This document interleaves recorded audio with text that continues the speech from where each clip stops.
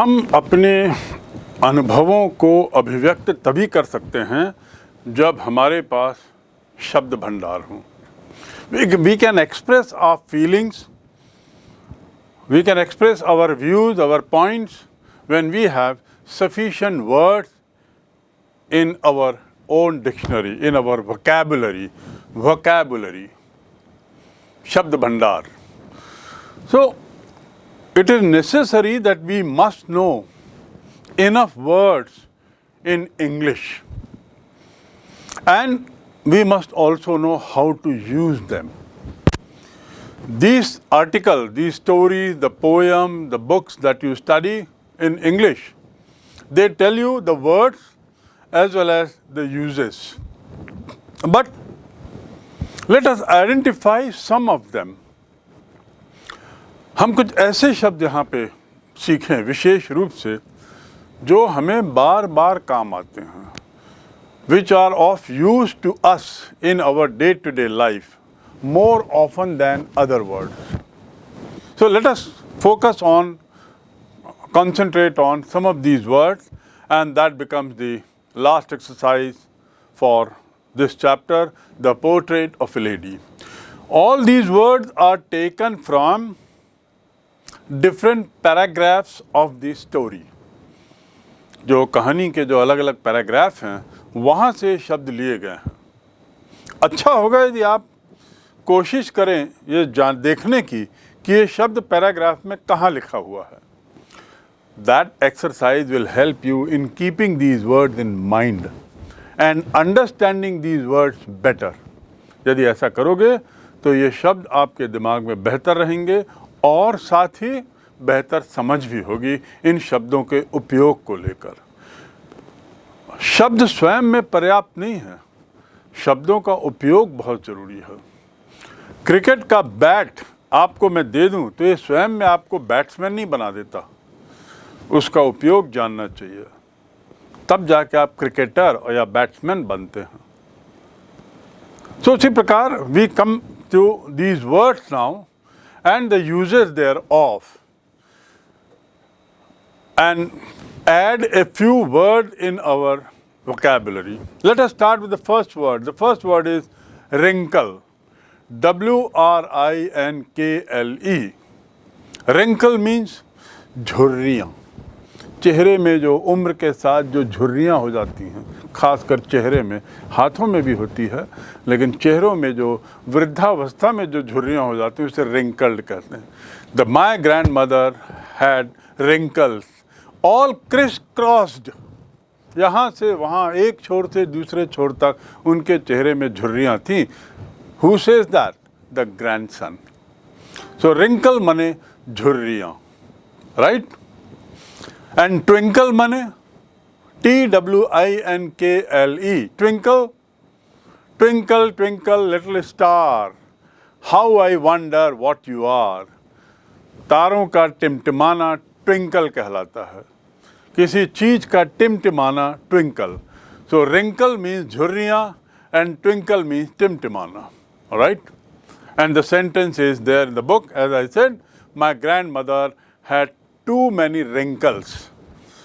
Your face is full of wrinkles. The second word is portrait. Portrait is the title of the story also. Portrait मतलब चित्रण. अब ये चित्रण जो है वो सामान्यतः पोर्ट्रेट जो होता है वो पेंटिंग का होता है, चित्र का होता है, लेकिन शब्दों के कहानी के माध्यम से भी हम इसको पोर्ट्रेट कर सकते हैं, चित्रण कर सकते हैं. और आप कहानी जब पढ़ेंगे, आपने जो कहानी पढ़ी है, you have read the story looks to be very well portrayed. बहुत अच्छे से चित्रण किया गया है इसमें महिला का, वृद्ध महिला का, और महिला और ग्रैंडसन के बीच के संबंधों का बहुत अच्छे से चित्रण किया गया है. सो पोर्ट्रेट मीन्स चित्रण, चाहे वो शब्दों के माध्यम से हो, चाहे वो चित्र के माध्यम से हो. Portrait. The third word is pretty. P-R-E-T-T-Y. Pretty का मतलब होता है आकर्षक. My grandmother was pretty, people say. I don't know whether she was pretty or not, but she was beautiful. आकर्षक थी कि नहीं मैं नहीं जानता. लोग कहते हैं कि मेरी माँ, मेरी ग्रैंड मदर अपने ज़माने में आकर्षक थी और सुंदर थी. आकर्षक थी ये मैं नहीं जानता, लेकिन सुंदर तो थी. Who says that? The grandson. Grandson says, I don't know. People say that she was pretty, but I don't know whether she was pretty or not, but she was certainly beautiful. Next is, the word is ridiculous. R-E-D-I-C-U-L-O-U-S. Ridiculous. Ridiculous मतलब हास्यास्पद. You are talking ridiculous. तुम हास्यास्पद बात कर रहे हो. इस कहानी में रेडिकुलस कहाँ आता है ये शब्द? ग्रैंडसन कहता है कि जब ग्रैंड मदर को लोग प्रेटी कहते थे ग्रैंड मदर के बारे में तो मुझे हंसी आती थी, हास्यास्पद लगता था. मैंने बताया ना कि वो ग्रैंडसन मानता है कि मेरी माँ सुंदर थी, मेरी दादी माँ सुंदर थी, लेकिन आकर्षक थी ये मुझे नहीं लगता, हास्यास्पद लगता है. So it looks ridiculous. Your behavior looks ridiculous. तुम्हारा जो व्यवहार है बड़ा हास्यास्पद है. So ridiculous means हास्यास्पद, और to ridicule मतलब हंसी उड़ाना. He is in the habit of ridiculing me. You are in the habit of ridiculing me. तुम में मेरी हंसी उड़ाने की आदत है. So to ridicule, हंसी. Next word is fable. Fable मतलब F-A-B-L-E, पुरानी कहानी. The grandson says that his grandmother would tell him fables. Fables from old times. Fables by prophet. P-R-O-P-H-E-T. You remember? Prophet मतलब पैगंबर. तो पैगंबर की जो पुरानी कहानियाँ थी वो मदर सुनाती थी. So fable means old stories. Thereafter, next word is hobble about. H-O-B-B-L-E. Hobble about. Hobble about मतलब लंगड़ा के चलना, डगमगाते हुए चलना, एक स्थायी नहीं चलना. और वो लंगड़ाना डगमगाना क्यों हुआ है? क्योंकि ग्रैंड मदर के जो पाँव की ताकत है वो कमज़ोर हो गई है, वृद्ध हो गई हैं. So she would hobble about. So to hobble about means to walk here there without control, with no control on your legs. He is hobbling about, walking here, there, like grandmother used to do. So that's called hobbling. Next is to stoop. S-T-O-O-P. Stoop मतलब झुकना, झुका हुआ, ऐसा झुक जाना, bend हो जाना. So don't stoop so low. इतना मत झुको यार. Don't stoop so low that you should look cheap. कि तुम सस्ते दिखो. ये stoop का एक मीनिंग है. इतना मत झुको. Don't stoop so low. इस कहानी में stoop के लिए किसके लिए यूज़ किया है? grandmother के लिए. That grandmother used to stoop, hobble about with bead in hand and one arm resting on her waist. एक हाथ कमर में होती थी, एक हाथ में माला रहती थी और डगमगाते हुए वो चलती थी. So that is called hobbling about and stoop. Next is pale. Pale माने उदास. P-A-L-E, pale. स्पेलिंग देख लें. P-A-L-E, pale यानी उदास, मुरझा हुआ, उतरा हुआ. Your face is looking pale. The flower colors are looking pale. बहुत पुराना, उतरा हुआ, मुरझाया हुआ, सूखा हुआ. That is called pale. Grandmother would look pale because of age.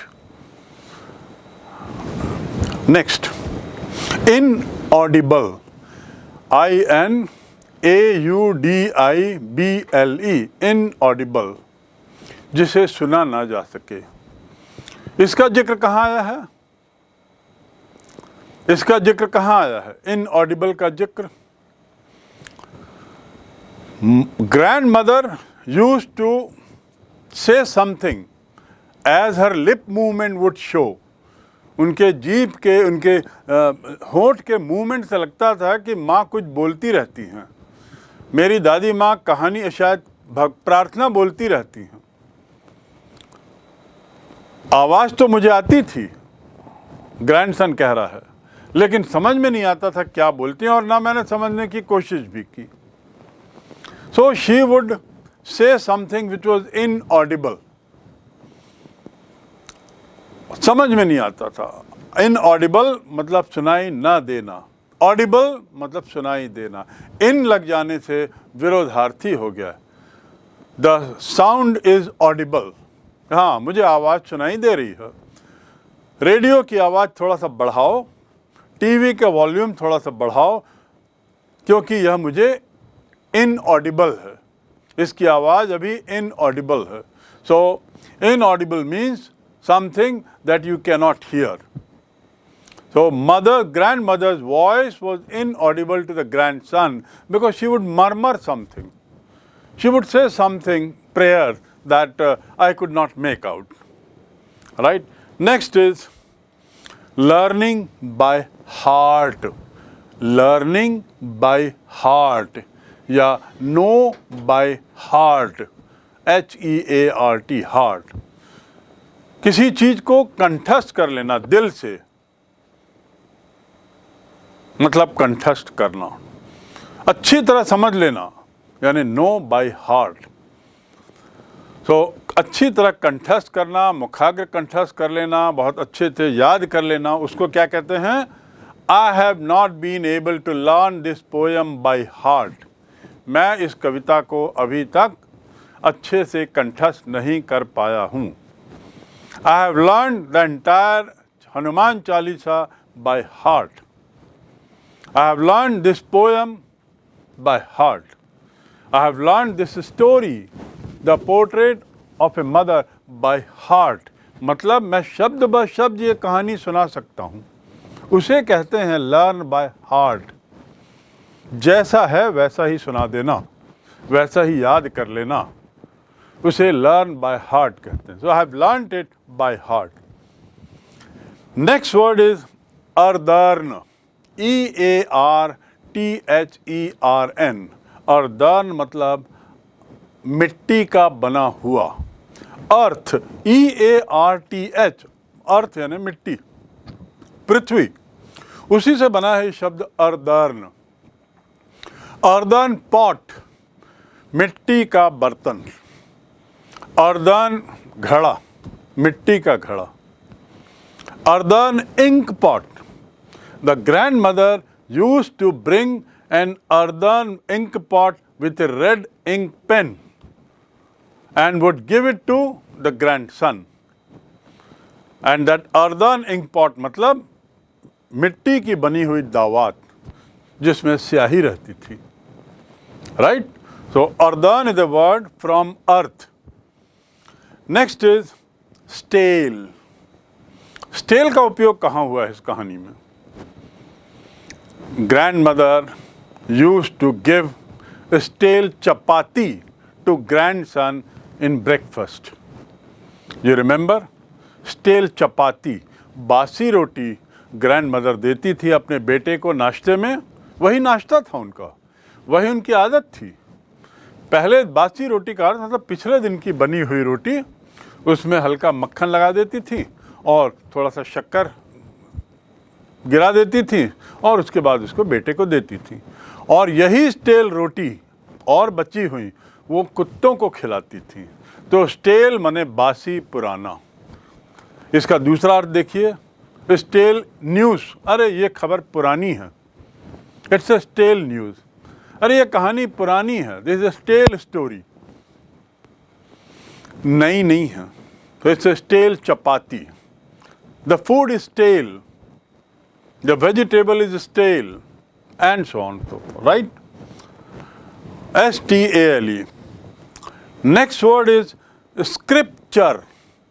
SCRIPTURE.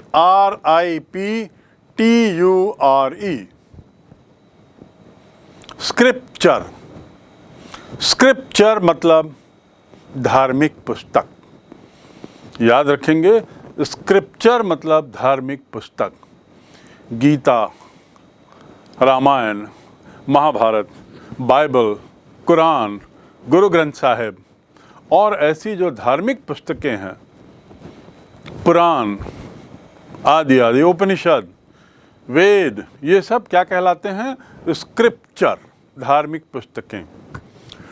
Disgraceful, DISGRACEFUL. Disgraceful, अशोभनीय. Your behaviour is disgraceful. तुम्हारा व्यवहार अशोभनीय है. His lecture is disgraceful. उसका जो भाषण है, उसकी जो लेक्चर है, वह डिसग्रेसफुल है, अशोभनीय. तो याद रखेंगे, डिसग्रेसफुल मीन्स अशोभनीय. Next word, courtyard. कोर्टयार्ड क्या है? आंगन. हमारे आपके सभी के घरों में आंगन होता है. We all have an angan in our houses. An angan is what? A place inside the house with open to the sky. घर के बीच में एक ऐसी जगह जहां आकाश से खुला हो, तेज धूप आ सकती हो, बरसात का पानी गिर सकता हो, ऐसी जगह को आंगन बोलते हैं. तो अंग्रेजी में उसे कहते हैं court yard. So what is the story about courtyard here? The grandmother used to sit in the courtyard in the afternoon. For what? For feeding the sparrows. The grandmother used to spend her time in the courtyard in the afternoon. She would sit down with crumbs of bread. The sparrows would come. They will sit on her legs, on shoulders, on head and what not. You remember? That was in the courtyard. ये courtyard में होता है. तो courtyard माने आंगन. Next is disapproval, असहमति. इस काम के लिए मेरी असहमति है. There is my disapproval for this work.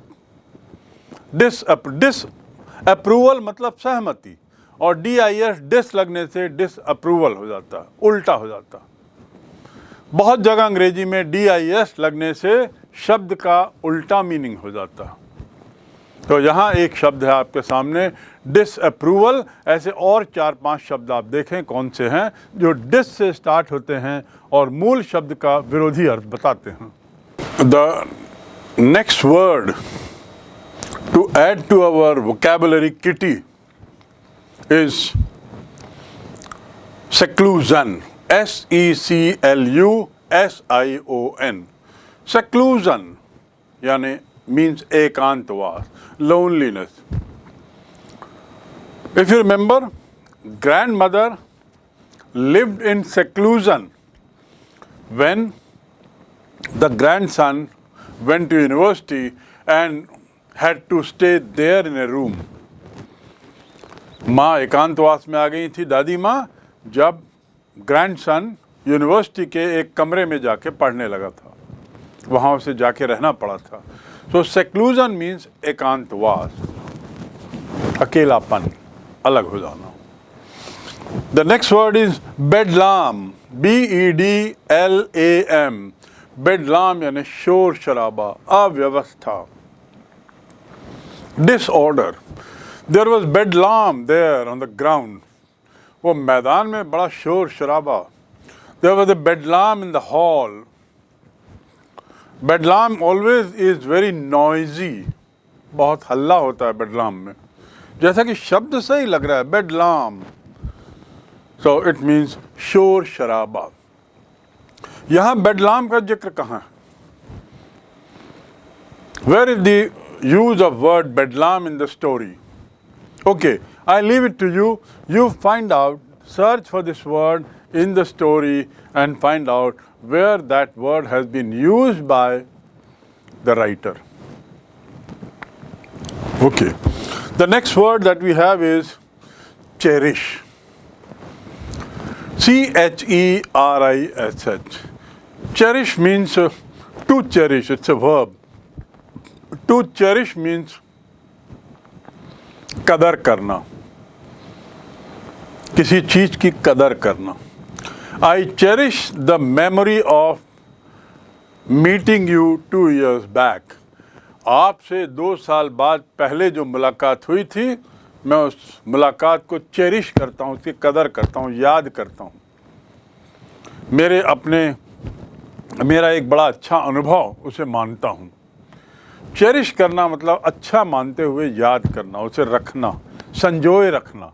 I cherish that moment when I was called to the stage for a prize.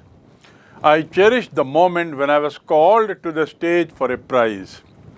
मैं उस क्षण को अपने में संजोए रखता हूँ जब मुझे प्राइज लेने के लिए मंच पर बुलाया गया था. I cherish that moment.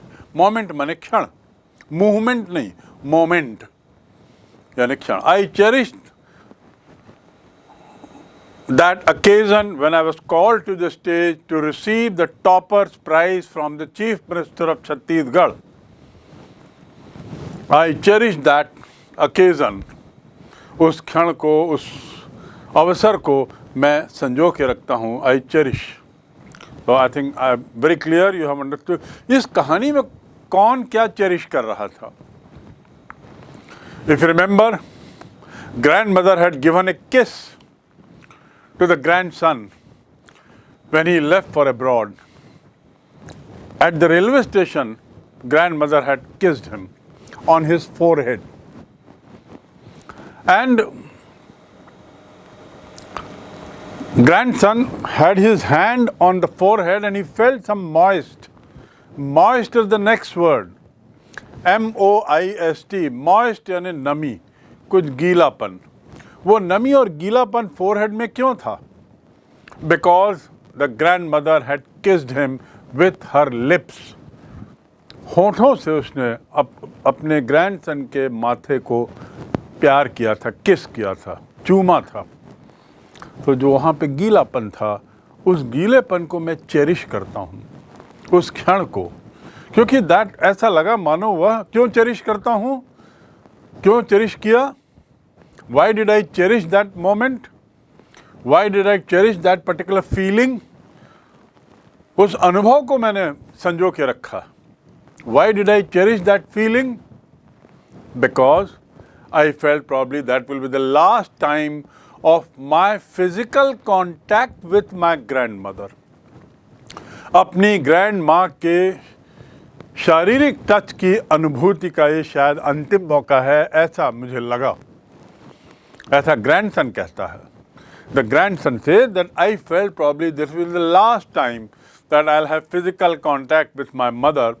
Maybe because when I come back, she may not be around, she may not be alive, and what not. And so I cherish that that feeling which was there on my forehead when she kissed my forehead.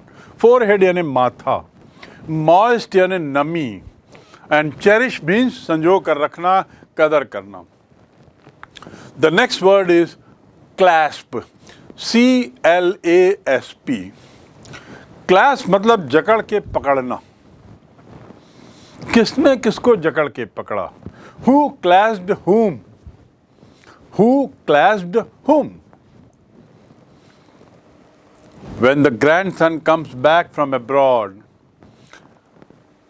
gets down from the train at the railway station, grandmother clasped him, hugged him tightly.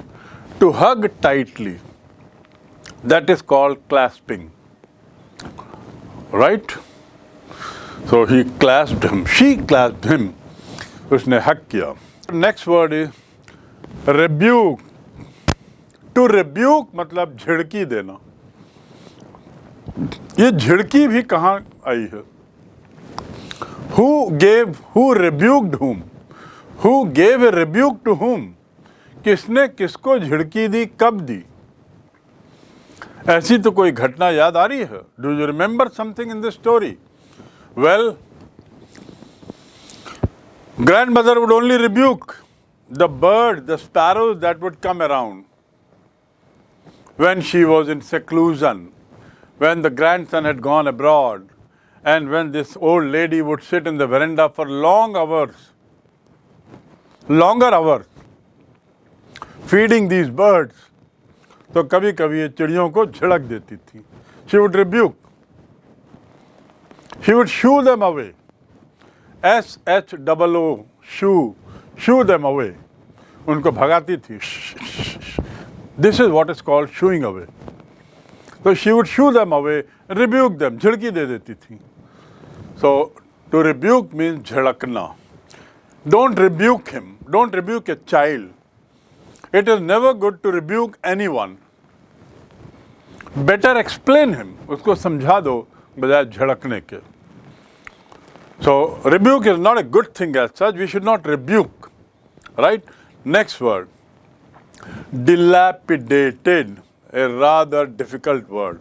थोड़ा कठिन शब्द है और इसका थोड़ा कम उपयोग होता है, लेकिन इस कहानी में इसका उपयोग हुआ है. बड़ा महत्वपूर्ण वर्ड है इस कहानी में. It's a very important word for this story. Where did this word come? Dilapidated. This word comes in context with the drum that grandmother brought from somewhere to play the previous night before her death. अपनी मृत्यु के पहली शाम को उसने drum मंगवाया था, महिलाओं को बुलवाया था और ड्रम को बजाया था. The drum that she arranged for herself was dilapidated. The skin of the drum was dilapidated. Skin मतलब ड्रम की जो चमड़ी थी, दोनों तरफ जो चमड़े लगते हैं, वे जीर्ण शीर्ण हो गए थे. So dilapidated मतलब जीर्ण शीर्ण. You look dilapidated. Why? I found my father looking dilapidated one day. I asked him, why you are looking so bad? Dilapidated मतलब जीर्ण शीर्ण दिखना. So the drum was dilapidated. Remember? Right. The next word is persuade. To persuade means manana. In this story, a parent and the grandson were persuading the old lady to stop singing song. So many hours had gone, she was singing, she was busy, prayers, playing drum. So they were persuading her and telling her, don't strain yourself. अपने को इतना मत थकाओ. उसको मनाने की कोशिश कर रहे थे कि इसको बंद करो, गाना बजाना बंद करो दादी माँ, अब थक जाओगे. You will be tired, दादी माँ, stop this. Grandson was persuading his grandmother. Right? Next word is to protest, विरोध करना. But the grandmother protested. Grandmother, she did not listen to them. She just protested. So, to protest मतलब विरोध करना. Right? Next word is to ignore. The grandmother protested and ignored the advice of grandson. Grandmother ने विरोध ही नहीं किया बल्कि अनदेखा भी कर दिया. इग्नोर करना यानी अनदेखा. टू इग्नोर मतलब अनदेखा करना, टू इग्नोर मतलब परवाह ना करना. I don't care for you. I ignored you. मैंने तुम्हारी बात को इग्नोर कर दिया. मैंने उस आदमी के द्वारा कुछ गलत बात कही गई थी, उसे इग्नोर कर दिया. I have ignored all that he said. मैंने उसे अनदेखा कर दिया, उसकी परवाह नहीं की। सो टू इग्नोर मीन्स परवाह ना करना। We must ignore all that is bad, जो कुछ भी बुरा है हमें उसे इग्नोर कर देना चाहिए। We must ignore all that is bad, right. Next word is customary, CUSTOMARY। Custom माने रिवाज। मेरे घर में एक कस्टम है कि घर में घुसने के पहले जूता उतार देना चाहिए। There is a custom in my house that I must take out my shoes before entering my house. मेरे घर में कस्टम है कि घर में घुसने के पहले जूते उतार देना चाहिए। तो इसको अंग्रेजी में I have a custom in my house that we must take out our shoes. अब कस्टमरी का अर्थ क्या? कस्टमरी मतलब रिवाज के अनुसार। It is customary in my house to take out the shoes. मेरे घर में रिवाज के अनुसार हम जूता उतार देते हैं। So कस्टम माने रीति रिवाज और कस्टमरी मतलब रीति रिवाज के अनुसार। What is रीति रिवाज के अनुसार in this story? What is customary in this story, the portrait of a lady? The customary was that grandmother's body was covered with red cloth, shroud, SHROUD, shroud माने कफन। Grandmother's body was covered with red cloth because it is customary, and her body lay on a stretcher, एक raw लकड़ी का बना हुआ जो stretcher जैसा था, उसमें उनकी बॉडी को लिटा दिया था और कफन से ढक दिया था। It was raw. So we have shroud means कफन, SHROUD, shroud। कफन मतलब जिससे डेड बॉडी को ढका जाता है, सामान्यतः वो लाल रंग का होता है। So customary, shroud, and next is funeral. Funeral मतलब दाह संस्कार। His body is being taken for funeral. उसका शरीर दाह संस्कार के लिए ले जाया जा रहा है। The funeral will take place at 2 PM. Funeral 2 बजे होगा, यानी दाह संस्कार 2 बजे होगा। In our Hindu system, funeral is done, while in Islam, burial is done. Burial माने दफनाना, funeral मतलब दाह संस्कार। Am I clear? FUNERAL, funeral, दाह संस्कार, और burial, BURIAL, burial माने दफनाना, शरीर को दफनाना, कब्र बनाना। And last word for the day, for this chapter that you should know is cremate. To cremate मतलब शरीर को जलाना। Remember, funeral मतलब दाह संस्कार, नाउन है, संज्ञा है। क्रिमेट मतलब जलाना, यानी दाह संस्कार करना, उसको कहते हैं cremate. Mr. So and so has died. We will cremate him tomorrow at 10 AM. Mr. फलां फलां की मृत्यु हो गई है, हम उनको कल उनका दाह संस्कार कल 10 बजे करेंगे। Mr. X has died. We will cremate him tomorrow at 10 AM. Right? So to cremate मतलब दाह संस्कार करना, और funeral मतलब दाह संस्कार। Am I right?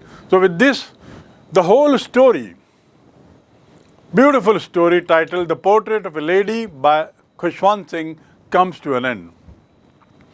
I hope you have understood many things out of this story. Not only new words, new syntax, sentence formation, but also some values, moral values.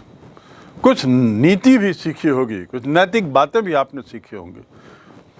For example, the relation between grandson and grandmother, बहुत अच्छा relation इसमें बताया गया है। और इसका विवरण. You must have also learned the art of writing so beautifully.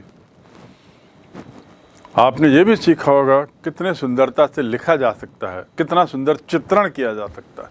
You must have learned the art of writing beautifully, and you have learned important words that can make your writing beautiful. Apart from the story, the moral value, the words, and so on, you have also learned something about one of the most eminent writers, KHUSHWANT Singh. So with this chapter comes to an end.